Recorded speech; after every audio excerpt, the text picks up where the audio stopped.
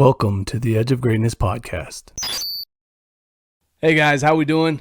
I had a former athlete of mine ask me the other day, what are 5 things that I would recommend that people in their 20 understand, learn, do? What are the big 5? And I thought about it for a little while, and I'm going to do a 5-part series here over the next few weeks to kind of break down each one, because I think that each point needs a little bit of time to explain and expand upon. The first pointer that I would give is there's more value in the work and experiences that you have in your 20s than the money that you make.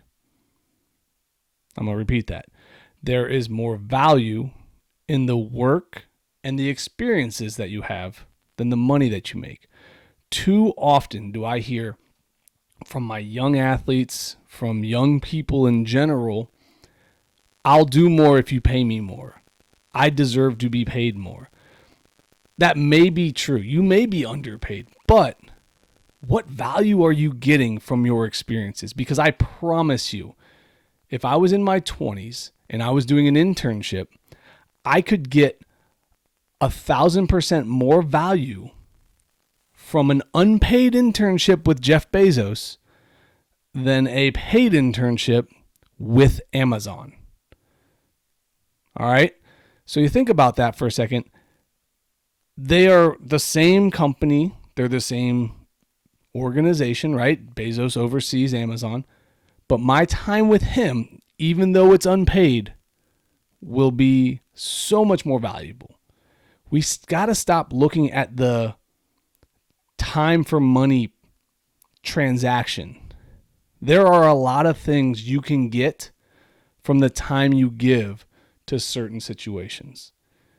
The experience is valuable. In my 20s, I got to go see the world, and that was incredible.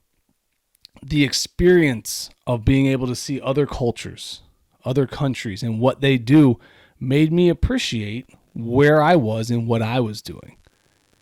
That's the key to long-term success. You can make good money in your 20s, but it doesn't mean it's going to last. It doesn't mean it's going to be forever.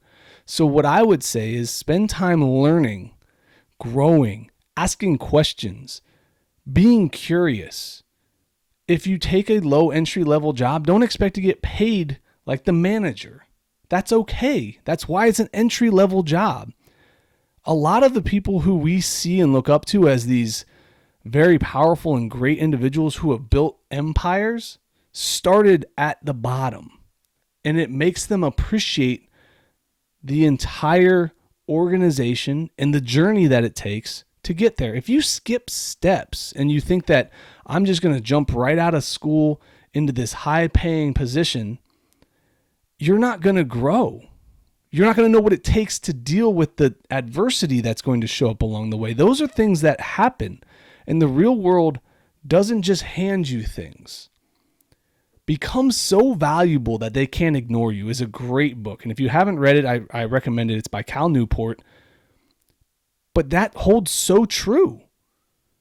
If you build skills, if you gain experiences, if you can just take time and not try to run up the mountain, your success will compound over time and your longevity in your success will continue to grow. So that's tip number 1. That's my big one, because I think so many of us, myself included, wanted to be at the top from day one. Dan Gable has a quote, and it just hits this point home perfectly. The only place you start at the top is if you're digging a hole. Don't dig holes, climb mountains. Good luck out there. Go put in some work, gain some experiences. I'll see you at the top. Thank you for joining us today on the Edge of Greatness podcast. If you haven't yet, please take a minute now to subscribe and review our show. Join us again next week as we continue to dig deeper into the key components of greatness.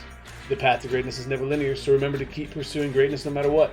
Keep stretching your abilities, reach for the stars, and fall flat on your face. But remember, no matter what happens, whenever we fall, always get up.